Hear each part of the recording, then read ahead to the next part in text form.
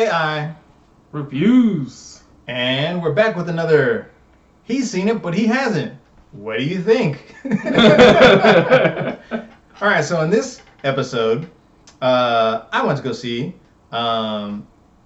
Blade of the Immortal, which I was fond of the anime. I think it's like 12 or 13 episodes. And then there's a manga comic that has to do with it as well.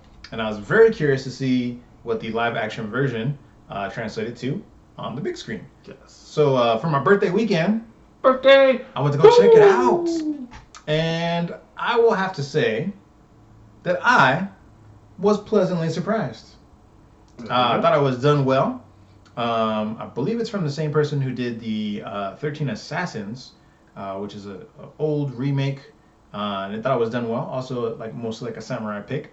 And so in this one, the premise is basically there's this badass samurai dude lived back in like the Edo period, closer to when like peace was kind of coming forward, and he kind of makes a oops in his judgments and kills his sister's husband, drives her mad, and then he has to kind of protect her because he's like, well, I don't want them to kill my sister for what I did. So as he's protecting her, kind of gets lost in the shuffle. He kills 100 dudes to avenge his sister's life. And right as he's about to die, this old lady drops these bloodworms inside of him. She's like, no, she's like, death is too easy for you after all the crimes you've committed. You need to live. Bloop. Drops him inside his body. His arm that was cut off, the bloodworms are like, oh, that's part of your body. Pulls it back in. You see all this from the initial trailer, so I'm just giving you a little bit more background so it makes sense. And so then from there on, anytime this guy gets cut or gets damaged, these bloodworms basically pull his body back together. They instantly heal him. It does kind of hurt him. It's kind of almost like Wolverine, right? Like he's not impervious to pain, but he does heal. Yeah. So he gets stabbed. He's like, and he can keep fighting, and then they heal him up, but it still hurts like hell, like Wolverine would say, right? So he still gets hurt. He still feels the pain, but he can't die. So it's pretty cool.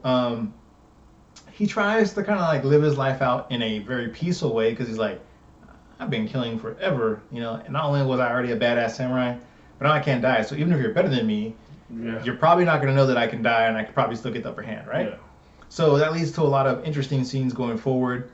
Fast forward 50 years.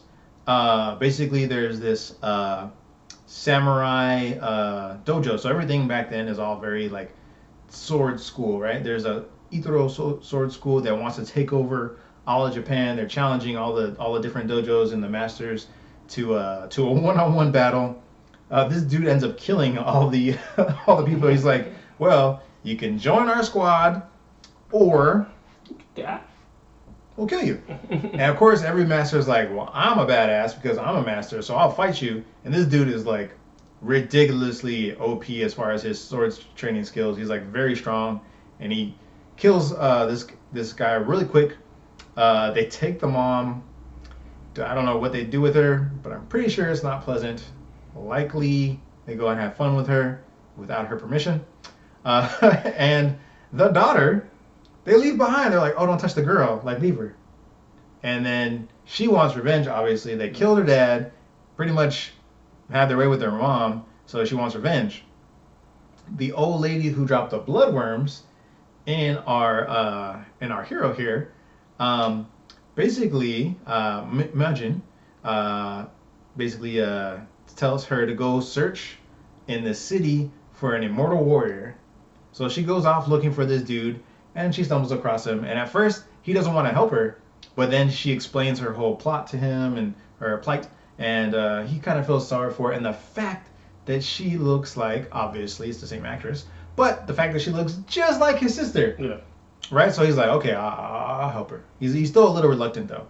But as the story progresses and everything and whatnot, he realizes that, like, hey, this is something that I should do, because they basically, not only do they find out that this girl is alive still, but a couple of them have, like, really weird vendettas where they want to, like, do weird stuff to this girl, or, like, killing her will give them pleasure type of stuff. And this guy has an overarching plan of where not only does he want to take over all the schools, but he wants to rise to a level of power where he can maybe challenge the shogun of Japan, or like even take over. So without giving away too much, that basically is down the road they go, and they get into some of these very intricate sword battles, which is really cool. And I mean, this dude's already a badass swordsman, so most of the people he fights initially, they probably don't really have a chance. But as we all know, in every school of villains, there's an upper echelon of villains, and that's when he starts to have a little bit of trouble, and that's where his immortality kind of comes into play quite a bit there. So I thought it was done really well. A couple people in the theater that had never saw it, but they were interested in samurai films. They were like, dude, that was pretty good, and they were kind of surprised. So overall, I'm actually going to give this a 4.5. Ooh. A 4.5. That's pretty high, right? That's pretty high. Pretty high. Thought it was done really well. Pretty well translated over. Some people who may be familiar with it might say, oh, it wasn't bloody enough. I don't think you need to get too gory. I mean, they did show people getting chopped in half already and blood slashing and whatnot and stuff like that. So I don't think they needed to get any gorier than that.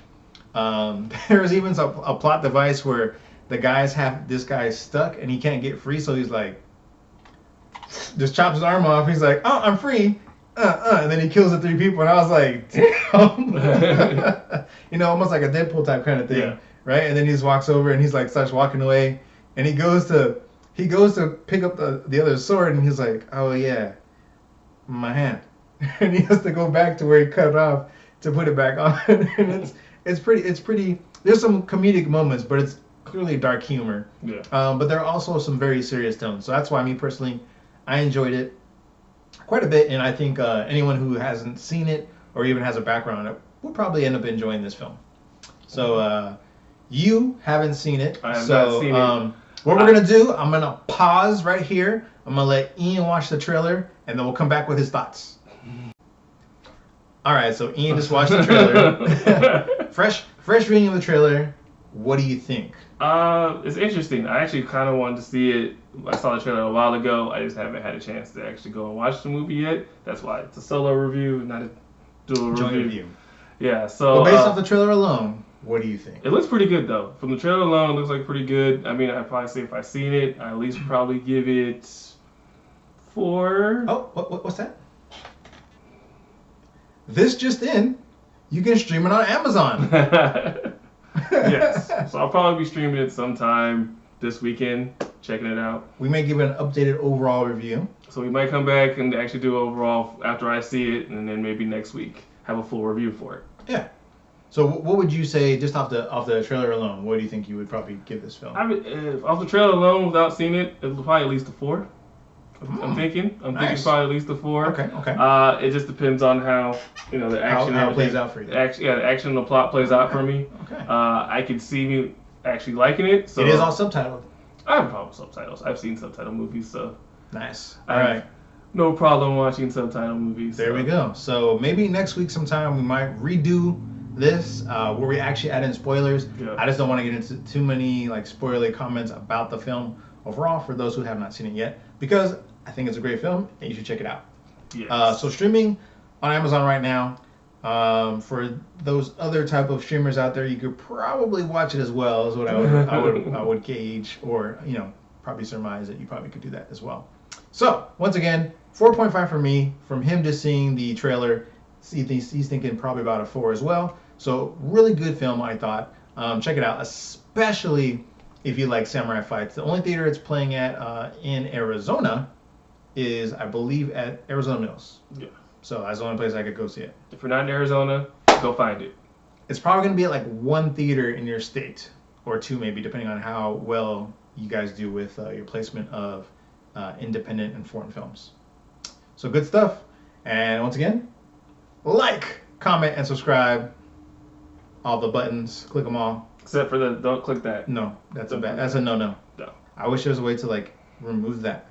Because you guys like this, man. Why? Exactly. Why? You're going to like it. Exactly. And we'll see you on the next one. Peace.